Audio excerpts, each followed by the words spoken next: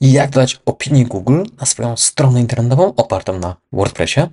Cześć, z tej strony Janek i w tym wideo pokażę Ci, jak to zrobić, a co najlepsze, będziemy robić to w automatyczny sposób. Użyjemy do tego specjalnej wtyczki, która jest banalnie prosta w konfiguracji i dodatkowo umożliwia nam wybór stylu, w jakim chcemy wyświetlać nasze opinie. Co najlepsze, ta wtyczka będzie również automatycznie pobierać nasze nowe opinie, dzięki czemu wystarczy nam tylko i wyłącznie raz skonfigurować, a ona już później będzie działała dalej sama.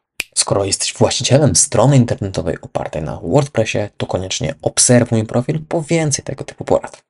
Cały proces instalacji oraz konfiguracji tej wtyczki pokażę Ci tutaj na mojej takiej poglądowej stronie. Zaczynamy od wejścia oczywiście do panelu administratora, no i instalacji odpowiedniej wtyczki.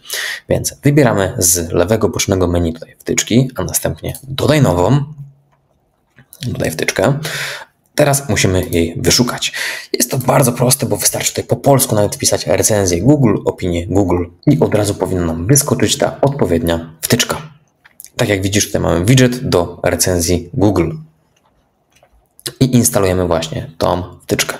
Inne bardzo możliwe, że również sprawdzą się fajnie, ale ja pokażę Tobie to na przykładzie właśnie tej, bo jest ona darmowa i działa naprawdę świetnie. Po instalacji oczywiście uruchamiamy naszą wtyczkę.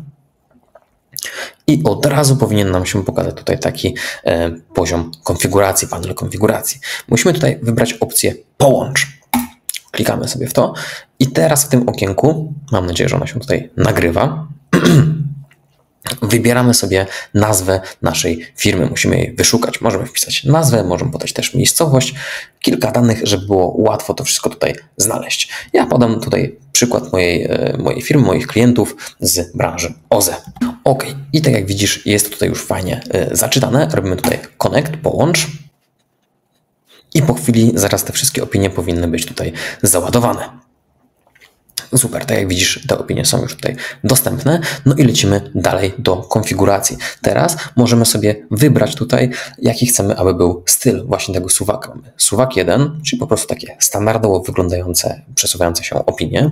W drugim mamy tutaj także z boku opinię właśnie tą Google, tak? Czyli jest ocena doskonała, 5 gwiazdek, ilość opinii Google i tak dalej. Dalej wystarczy po prostu sobie wybrać, który najbardziej się Tobie podoba. Moim zdaniem najfajniejsza jest właśnie ta opcja tutaj z możliwością od razu kliknięcia dodaj opinię. Jest to fajne rozwiązanie, bo jeżeli odwiedza naszą witrynę już nasz klient albo po prostu powiem mu, żeby wystawił nam opinię, no to wtedy jest mu to łatwiej zrobić, bo wystarczy, że kliknie w ten przycisk i od razu może ją napisać. Dlatego ja proponuję wybranie właśnie tego tutaj stylu. Robimy wybierz w tym miejscu. Teraz w kolejnym kroku możemy sobie tutaj dostosować kolejne rzeczy, takie jak styl, czyli styl paska, czy chcemy, żeby to było wszystko jasne, żeby było troszeczkę miało inne kolory, inne przejścia. To myślę, że sobie poradzisz samodzielnie, musisz to wybrać tylko i wyłącznie do Twojego gustu, albo ewentualnie wizualizacji właśnie strony.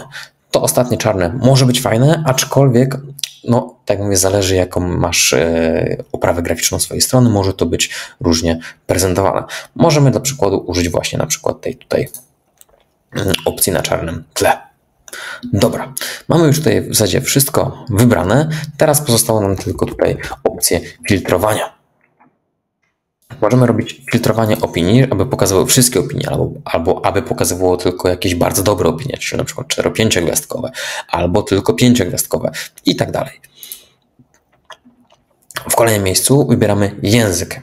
No, domyślnie będzie to język polski. Jeżeli masz opinię w wielu językach albo w jakimś generalnie innym języku, no to po prostu go tutaj w tym miejscu zmień. Wybierz format daty, czyli data, jaka ma być wyświetlana, w jakim formacie, to kiedy została opinia dodana. Możemy także tutaj ukryć datę dodania komentarza. Wyrównywać. Czy chcemy wyrównywać to do lewej, czy w jakiś sposób ma być to inaczej robione? Ja myślę, że wyrównanie do lewej jest tutaj odpowiednie, będzie to się dobrze układało. Tekst recenzji. Tutaj możemy wybrać, w jaki sposób ma to być zrobione. Czy ma być tutaj zwinięte, czy ma to być opcja czytaj więcej, czyli taki przycisk się pojawi, czy jeszcze jakiś inny wygląd. Ja pozostawiam tutaj ten czytaj więcej. I jeszcze pozostało nam tutaj kilka opcji z boku do zaznaczenia. Możemy zrobić sobie tak. Ukrywaj recenzję bez komentarzy. Myślę, że jest to ciekawe rozwiązanie, no bo wtedy będą wyświetlały nam się tylko i wyłącznie gwiazdki. A tak nasi klienci mają możliwość przeczytania kilku właśnie słów, co myślą o nas inni klienci, co według mnie jest tutaj cenną opcją. Pokaż minimalny warunek. No, to możemy, myślę, pominąć. Cała reszta według mnie jest już domyślnie, dobrze, fajnie zaznaczona.